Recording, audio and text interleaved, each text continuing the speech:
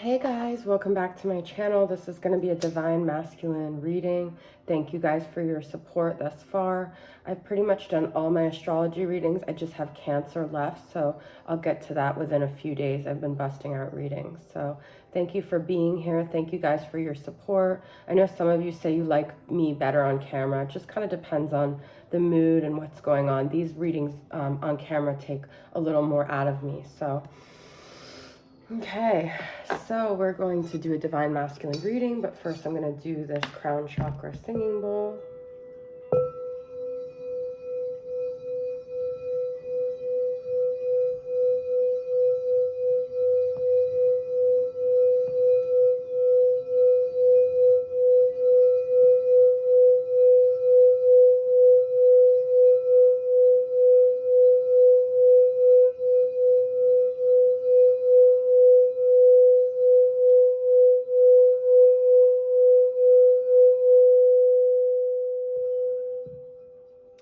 You guys may be seeing an amp up of like significant numbers related to your journey. It could be angel numbers, it could be street numbers, it could be birthdays of your masculine or whoever. Okay, so I just thought I should mention that for some reason. Okay, so we're going to start off with tarot. I'm going to do the Everyday Witch Tarot and see what's going on in the journey right now here. Got Queen of Wands, Sagittarius, Aries, Leo energy. The feminine is really working on her confidence, her confidence, you know, and the masculine is seeing that. Yeah, the feminine's in a very independent energy. I'm trying to ask about the masculine right now. And the masculine also sees the feminine as very much like not needing the masculine right now. Okay, we've got Nine of Pentacles, which is all about independence and self-sufficiency, and Queen of Wands, which is that confidence, that fiery energy. Then we've got Seven of Wands, which, you know, she's really standing in her own power. She's being very assertive. She may be very guarded at this point. I'm saying she, it could be, you could be a man as well, but it's just easier that way.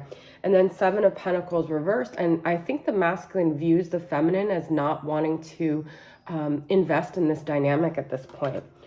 Maybe he's really kind of feeling like she's gone away. Now, some of you guys might think, a lot of this is all based on energy, like I talked about yesterday. It's not even what she's doing or saying or not saying. It's the energy, okay? If your energy is fixated elsewhere, your masculine is going to feel that. Wow, we've got the Sun and Ten of Pentacles. The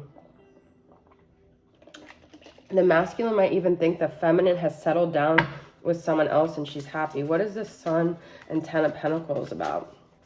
So a lot of what's coming up right now is how the masculine is viewing the feminine and what she's doing. Yeah, so I feel like the masculine feels like the feminine has released herself from this connection with this Eight of Swords reversed and the Sun and the Ten of Pentacles. So what I feel is that he's kind of almost looking at her like from the outside, like she's got it all together, everything's going great. Okay, how does this make the masculine feel?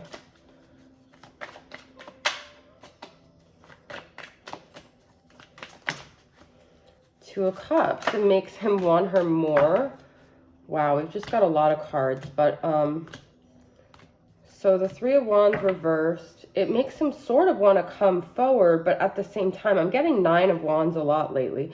His interest is peaking more and more.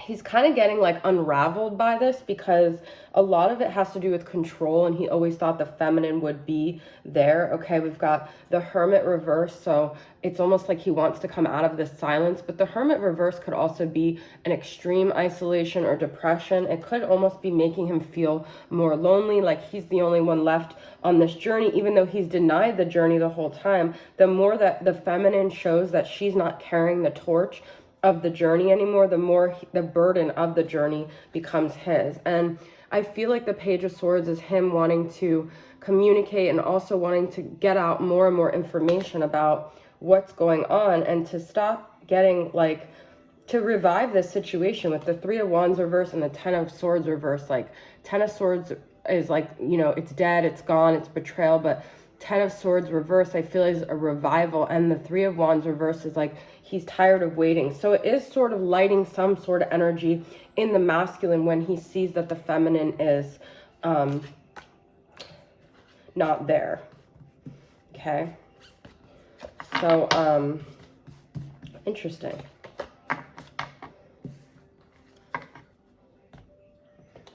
Okay, let's get from the wisdom of the Oracle.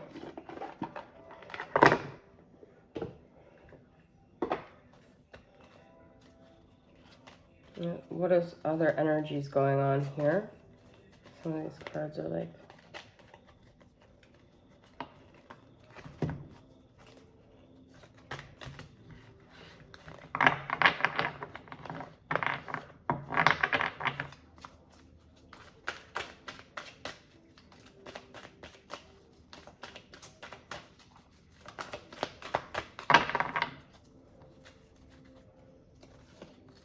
Here and now. Here and now, I promise. And then we have the future and the past. Milk and honey, I'm always getting that. Okay. Well, the Three of Wands reverse is about stopping waiting. Okay, so to the sea. I feel the masculine does want to take action. He does miss this like nurturing energy of the feminine. Oh, yesterday I was listening to The Spinners, my favorite song. Working my way back to you, and I've said, like, I never think about my masculine, and so some people like question me. I think lately people have like questioned me, like, are you even doing what you're passionate about? Because I talked about how I've been very like kind of flat, like, or the energy behind my readings is different. It's because I have no romantic investment in any person at this point. So to be honest with you guys, I wanted to kind of share this, and I was like back and forth, but I think it's relevant to the journey. So I went to Chicago for multiple reasons, because I got actually transferred there as a flight attendant, and I wanted to check it out, and I wanted to see how I felt in the city. There were a lot of reasons. My soul needed to fly again. I needed to see how that felt. There was also a guy in Chicago that I had been talking to for a couple months, and when I was there, he wanted to see me, but the way he was wanting it to happen was outside of the realm of like my value system. And this was the first person I had felt like feelings for in 4 years. But it felt kind of like very karmic-y from the start. Like I knew it was probably just a lesson, because every person I've been involved with has always led me back to my masculine. And I already knew, but I had a fear of it ending, because every time things ended, I would always go back to dwelling on my masculine. Well, very funny thing happened there was I went from being kind of like excited. He was like a part of why I went, but he called me a bunch, he texted me a bunch, and I didn't want to meet up, because I have a very strict way of how I conduct myself now, because I realize everything is a lesson. And to me, passing the lesson and showing the universe that I know my worth is more important than any comfort, any 3D comfort. The spiritual aspect is number one for me. And so a very weird thing happened was I had no desire to see him when I was there. And then it just went flat, like my feelings for him. But then I never returned to my feelings for my masculine. And ever since then, this has been a very strange thing. The first time in 4 years, I have no romantic interest in anybody. Like I met him on an app. I can't even get myself to get any energy back on the app. And I was very into this guy, okay? Like I was crying. I made videos where I was crying over him. He triggered a lot in me, and then it just ended. It was only like a few months of like an emotional thing. So I didn't want to get into this because I feel like a lot of people judge everything I'm saying. It's very easy to sit and watch and think I would have said this, you know, you shouldn't be like that. But it's a very different energy if you get in front of a camera and you have 16,000 people or however much watching you, and then you have people that always distort or view things through their own perception versus seeing you. Very few people see you as you are versus as they are. And so I'm kind of a person that feels the need to over-explain. And so then people write comments, and I don't want to get pulled into that energy. But the point is that a lot of this journey and a lot of why I did Twin Flames and Divine Masculines was because I I was emotionally invested myself. And then even when I lost sort of like a romantic feelings for my masculine, I always had sort of people who I was tapping into their energy, and through that I was understanding the collective. And now like my focus is like getting my living situation set up, like getting my dog, like my finances and all these things. And I like really can't even feel anything romantically, which is actually the goal of where to get, but it's hard because my readings and everything are based off of romantic things. And so I'm just literally at this point trying to channel messages that I have no emotional investment in. But that's not to say I don't love tarot and I don't love my spiritual path. I love this more than anything. In fact, it's very difficult because the kind of readings I want to do are not the kind of readings that most of my viewers are expecting from me. And I love focusing on the feminine. You guys know that. Even these masculine readings, I'm always bringing it back to our journey because everything is a mirror. I was a therapist, like psychology, and so I was a therapist and I was always into psychology. I'm a Scorpio stellium, so what Scorpio isn't? And then, but the psychology world was missing the spiritual aspect, which is everything I get in the tarot world. But at that same time, nobody wants to hear anything but what the person thinks of them. And so I'm here to help you. It's not just for what feels good for me, but at the same time, that is challenging because I do love tarot. And so it's very, very exhausting. You guys don't even know how many people I have in my life. Oh, what are you going to do if you don't fly? This is my job. This is my passion. This is my blood, sweat, and tears. And when someone questions my passion for this because I say I no longer have a romantic interest, that's not the point. Like, I love tarot. My whole house, parents' house, is filled with tarot decks. Like, I'm passionate about tarot. I'm passionate about the spiritual journey, but currently, I have no romantic fixation. It's a very strange place to be because that's what my entire foundation was built on. So not a lot of tarot readers are going to come on and say, because they no longer want to do divine masculine readings, they're not doing them. I'm trying to still be a vessel because I know that my viewers like that, and that's what you guys need where you're at, because we're at different places in our journey. And so don't project on me. Don't say, oh, well, you must still be obsessed because I am. No, that's not the case. In a way, I wish I was, because it would make my job very easy to care about what my masculine's thinking. I don't. And so some readers get on here and do this whole spiel because they want their masculine to think they don't care. Unfortunately, that wouldn't do anything to me, whether he thinks I care or not, because... So the one other thing I wanted to get at while I was talking about this is, so this was really important since I already let the cat out of the bag. So after this thing happened with this guy, I sort of went flat. I went flat emotionally in Chicago. I came home and I've been flat since, and that might be affecting my whatever. But I realized too was like, I still have emotions. Music like that Kina song brings out the pain in me. There's still emotions there. There's still trauma. There's still wounds. I'm not just a robot, but it's not about my masculine, guys. And it's not about your masculine. It's about the inner child in us and the things we wanted and the ways we were disappointed and the way the universe let us down to help us gain confidence and growth and strength. And those experiences I get, actually, I was thinking about doing some things around life path, because as a life path 9, it's very hard for me to let go of anything. It's a weird thing. It's all about cycles and stuff. So anyways, I'm going to stop talking, but I felt the need to kind of like explain to you guys where I'm at currently. So I'm doing this strictly for you guys. So now that that's off, I'm not going to get a lot of viewers on this video, but I had to get it out. I thought about doing it on a separate channel, but I'm like, then none of those people even know me, so what's the point? All right, so we've got Here and Now, Milk and Honey, and To the Sea. Now, let's see what it says with Here and Now. I can't stop wanting to sing that song.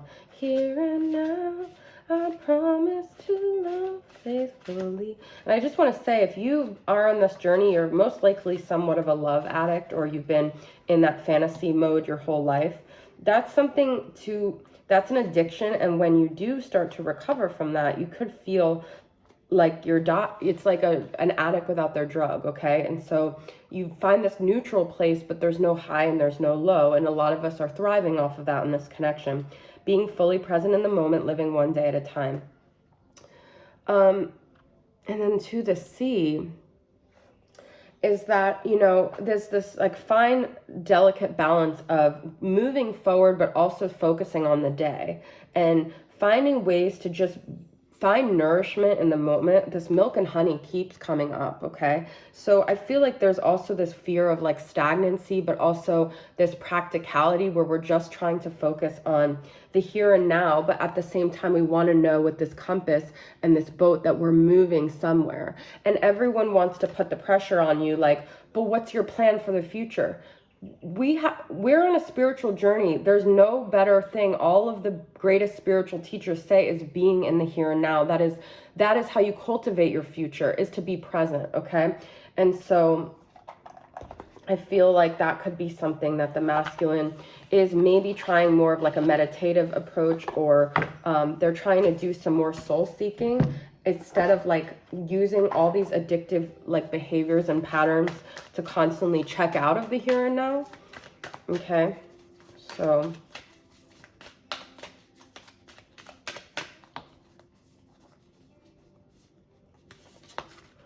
what else could this mean? Okay, so looking into the deeper meaning of things, I feel the masculine is very comfortable in the unconscious. There are always multiple ways to look at every situation. That's the other thing I've been noticing too, is like whenever I find myself always wanting to revert back to an old mindset, I've been talking about this in so many readings. We're trying to go into the age of Aquarius, which is like far out thinking, which is like changing our paradigm. If you're someone that always responds the same way, you always think things through the same filter, just try thinking of it through another way. It might not resonate, it might not feel right, but we've got to be expansive. If we want the masculine to change, how can we ask them to change anything when we're not willing to, okay? What can I burn? Burn it all. The ugly lies, the pain, the shame, the criticism, the images that run through your head, the reminders of what you did wrong, and the proof that you are not enough. Burn, baby, burn. Your soul is calling. It's time for a rebirth. You are like the phoenix rising from the ashes. Make the choice that you will no longer let the past define you. Pick up your pen. What will your next chapter look like?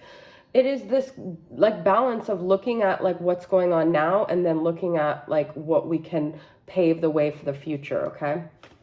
So that's the feeling I'm getting with that. Burn, baby, burn, disco inferno.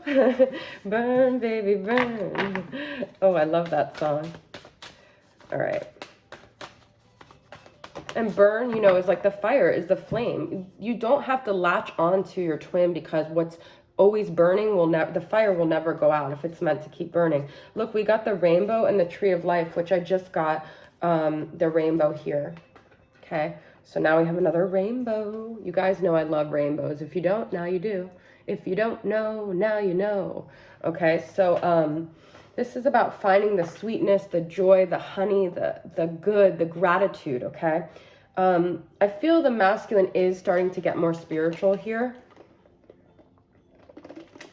Well, we don't want to pray for the masculine to come back. We want to pray for their evolution, because ultimately I feel as divine feminines, if we're truly divine feminines, what we want is their growth. We don't want 3D union. We want them to grow. We want them to gain awareness and clarity, because let me tell you, even if they came back and they wanted to be with you, but they were still not evolved, they would be so freaking annoying.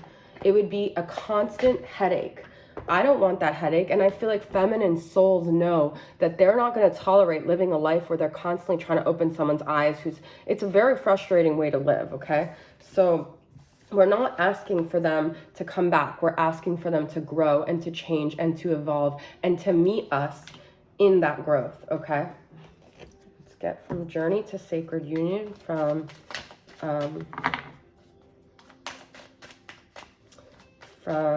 Karen from Soul Magic 99. The arrows on the bottom here. Who else is gonna bring you a broken arrow? That reminds me of the compass card. These cards are all aligning. It's like we're going somewhere. We got to close our eyes and just trust the process. I always say that, guys. Sacred union A meetup leads to passion again. Love you always through time and space. My heart is always yours, my beloved. And there's a flame here. That's what I'm saying. And it never stops. The passion is always there. And that's the other thing. I could say I don't have feelings for my masculine. I haven't seen my masculine. This has been the longest. We used to live in the same city and I ran into him all the time. So this has been August of 2019 was the last time I saw him. Doesn't even feel like that. And you know, it's been months since I contacted him, maybe 4 or 5, I don't know.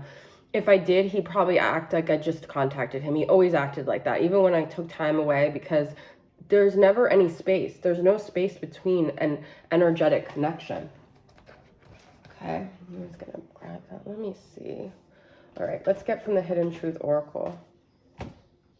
I hope you guys get like hits of like awakenings just from my shares, okay? Because I do feel like as a North Node in Gemini, I just have to talk. I have to share. I have to guide. I can't just be here like a robot. I was trying to do that and I just can't. I feel though that now that I told you guys where I'm at, hopefully most of my viewers that love me watch that. I feel released from the bondage of like, we will be together again. I know I messed up everything. So many things remind me of you. Someday we'll be together. Yes, we will. I feel what's also happening, because I can only speak for me being so detached, is that as we get more detached, they become the role of the chaser. That's what I was talking about yesterday. It's just natural. And so they're getting bombarded with all these messages. They're having to think about it. They're in that space, okay? All right. Let's get just, I want to get a few tarot cards for where the feminine's at, because I talk so much.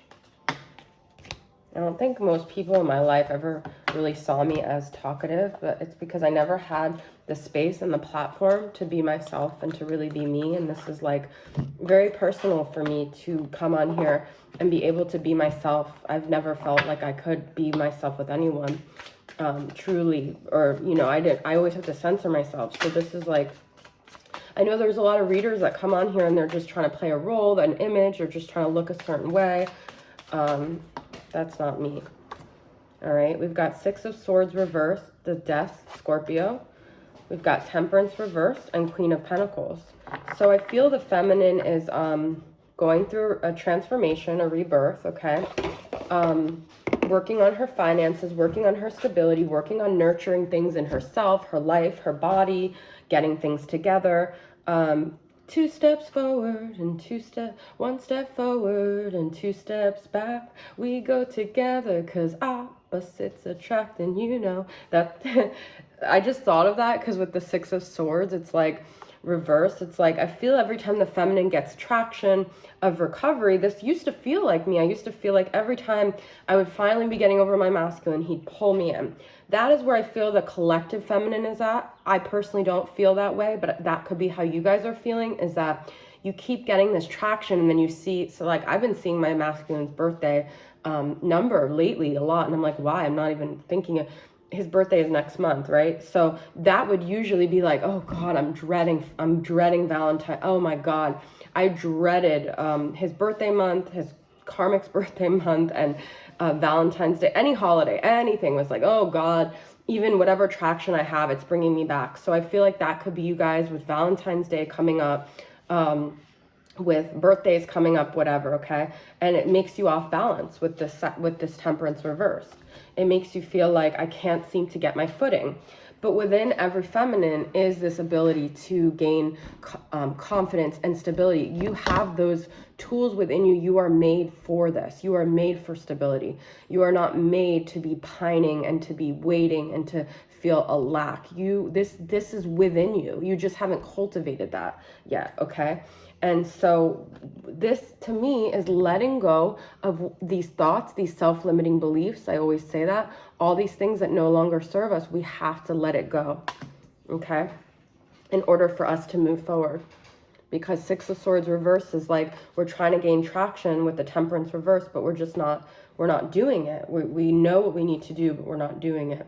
And then we've got the Devil reverse. And a lot of it is letting go of fear, letting go of negative thoughts, letting go of negative people, letting go of any toxic chains that we have in our life.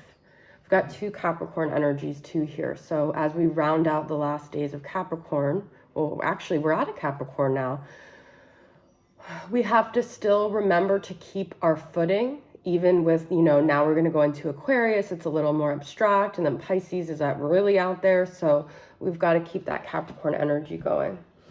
All right, guys, I'm not even in the mood to do a deeper, I guess I can do it. It's just that I talked a lot. So, all right. I am so grateful for this journey. I'm always exactly where I need to be. I don't assess myself by anyone else's standards. I cultivate self-love in all of my thoughts and my actions throughout the day. I remember to love myself. I remember to have compassion and forgiveness for myself always. And that compassion and forgiveness will radiate out and create more and more waves of positivity in my life. I'm so grateful for the knowledge and for the ability to expand my mindset and for the strength and the tools to assert what I need and what I want in this life. I have all the tools I need, and I'm so grateful for this beautiful journey and all of these spiritual meetings that I've had, all the people that have assisted me in self-realization and growth. I accept everything as it is and know it's all happened the way it was supposed to, and I'm so, so grateful.